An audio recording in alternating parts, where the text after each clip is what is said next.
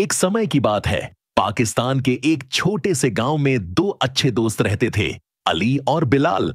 अली बहुत सीधा और नम्र लड़का था, जबकि बिलाल थोड़ा चालाक और तेज दिमाग वाला था। दोनों का सपना था कि एक दिन वे बड़े आदमी बने और अपने गांव का नाम रोशन करें। एक दिन दोनों ने फैसला किया कि वे शहर जाकर काम करेंगे और खूब पैसा कमाएंगे।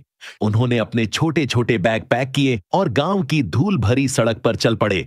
धूप तेज थी, मगर उनके दिलों में उम्मीदों की ठंडक थी। रास्ते में जब वे एक बड़े पेड़ के नीचे थके हारे बैठे थे, तो अली ने अपने थैले से दो रोटियां निकाली और एक बिलाल को दी। दोनों ने मुस्कुराते हुए खाना खाया। यह छोटी सी बात मगर अली के दिल की दरियादिली को दिखाती थी। थोड़ा और आगे चलने पर उन्होंने देखा कि एक बूढ़ा आदमी सड़क किनारे बेहोशी की हालत में पड़ा है। अली ने बिना सोचे पानी की बोतल निकाली और बूढ़े को पानी पिलाया, फिर अपनी रोटी भी दे दी। बिलाल ने थोड़ी हैरानी से देखा और बोला, तू क्यों अपना खाना उसे दे रहा है? हमें खुद की भी जरूरत है। अली ने मुस्कुराकर कहा, शायद यही इंसानियत है। कई घंटों की यात्रा के बाद दोनों शहर पहुंचे। बड़ी बड़ी इमारतें, तेज गाड़ियां और भीड़ देखकर उनकी आंखें खुली की खुली रह गईं। शहर की रफ्तार ने उन्हें हैरान कर दिया। शहर में उन्हें काम ढूंढने में थोड़ी मुश्किल हुई, लेकिन कुछ दिनों में बिलाल को एक बड़ा होटल में वेटर की नौकरी मिल गई और अली ने एक छोटी सी मस्जिद में सफाई और पानी पिलाने का काम करना शुरू किया।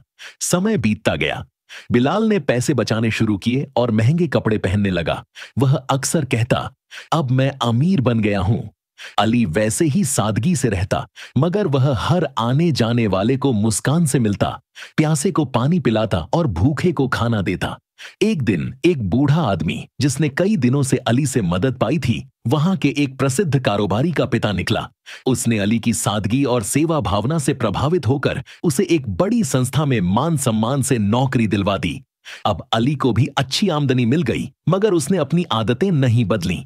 वह पहले जैसा ही नम्र और मददगार रहा। एक दिन बिलाल ने अली से पूछा, तू हमेशा दूसरों की मदद क्यों करता है? तुझे क्या मिलता है?